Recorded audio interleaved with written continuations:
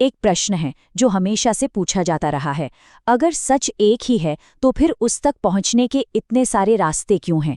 ये सवाल हम सबके मन में कभी न कभी जरूर उठता है। चलिए आज इसी गहरे रहस्य को अद्वैत वेदांत के दृष्टि से समझने का प्रयास करते हैं। सोचिए, अगर ईश्वर एक है, अगर वो परम सत्य एक ही है, अगर वो शक्ति, वो सत्ता केवल एक है, तो फिर ये सब अलग अलग क्यों दिखता है?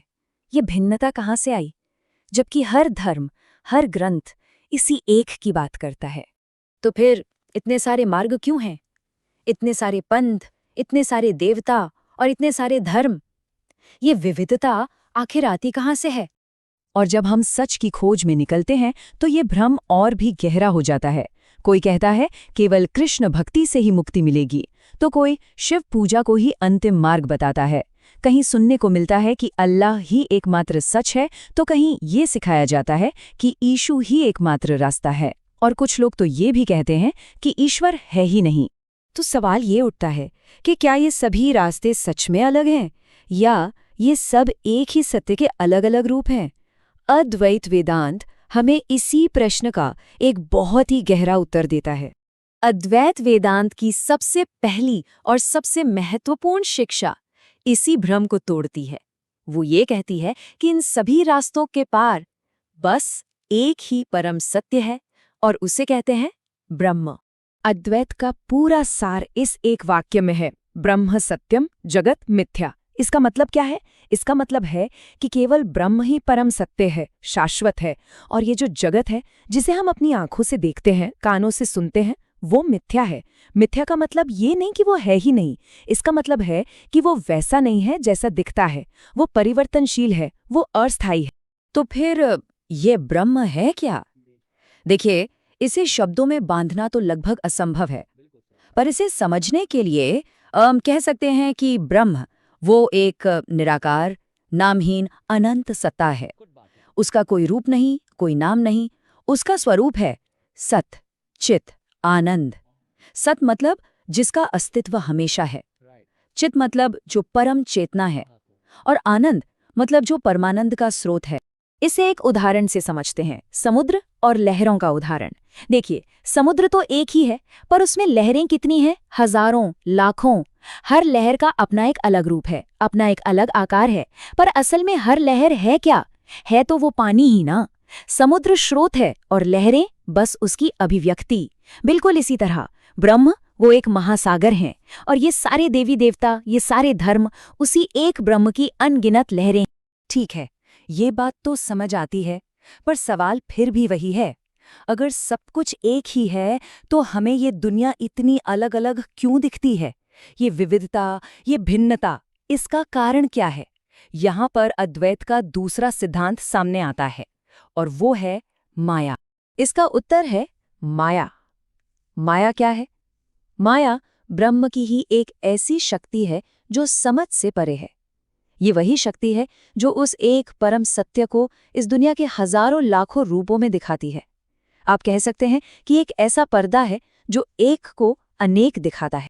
इसे एक और उदाहरण से समझिए, रंगीन चश्मों का उदाहरण।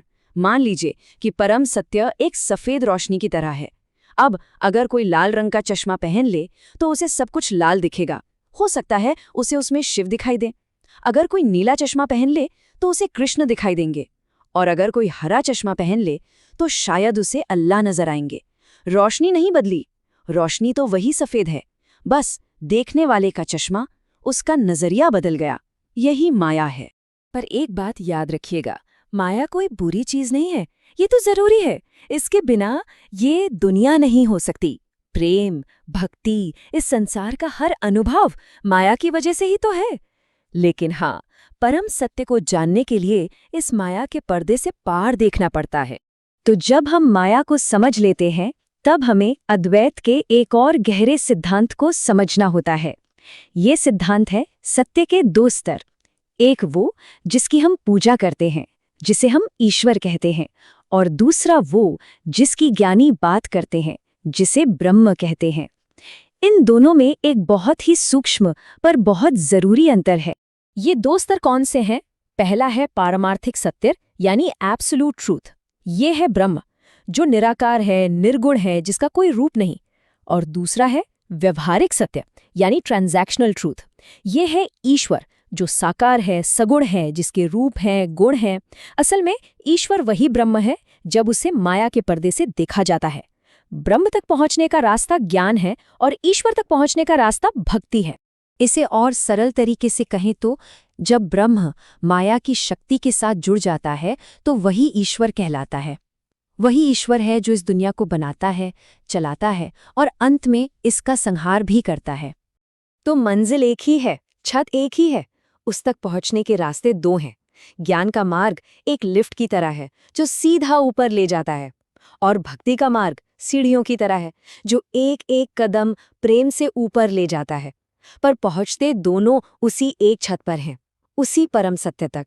तो ब्रह्म, माया और ईश्वर, जब हम इस पूरे दर्शन को समझ लेते हैं तब हम अपने उस पहले प्रश्न के उत्तर के बहुत करीब पहुंच जाते हैं। अब ये साफ दिखने लगता है कि हर नदी, चाहे उसका रास्ता कैसा भी हो, आखिर में जाकर उसी एक समंदर में मिल जाती है। तो एक बार फिर से वही सवाल, फिर इतने सारे रास्ते क्यों हैं? अगर मंजिल एक ही है तो इतने अलग अलग मार्गों की जरूरत क्या है? इसका जवाब बहुत सुंदर है। वो ये कि हर इंसान अलग है, हर किसी का मन अलग है, उसके संस्कार अलग हैं, उसकी भावनाएं अलग हैं। इसीलिए उस परम सत्ता ने हर स्वभाव के लिए एक अलग रास्ता बनाया है।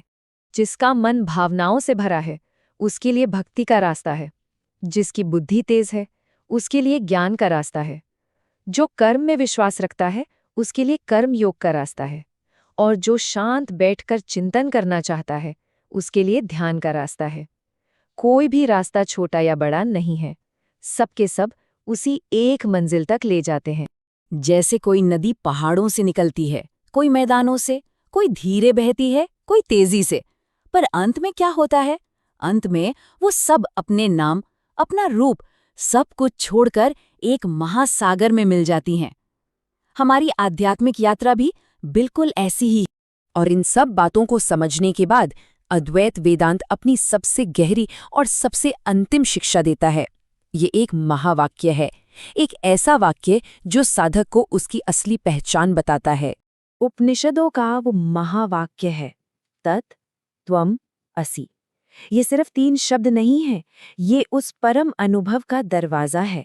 इसका अर्थ है वह तुम ही हो, जिसका मतलब है कि वो ब्रह्म जिसकी खोज बाहर की जा रही थी, वो साधक स्वयं ही है। वो सत्य कहीं बाहर नहीं, वो हर जीव के अंदर आत्मा के रूप में हमेशा से मौजूद है। इसका मतलब है कि मंजिल कभी दूर थी ही नहीं, हम पहले से ही घर पर थे, बस अज्ञान की वजह से हम ये भूल गए थे। अद्वैत दर्शन हमें बस हमारी भूली हुई पहचान याद दिलाता है। और अंत में ऋग्वेद का यही सत्य गूंजता है, एकम सत् विप्रा बहुधा वदन्ति। सत्य एक ही है, ज्ञानी जन उसे बस अलग अलग नामों से पुकारते हैं।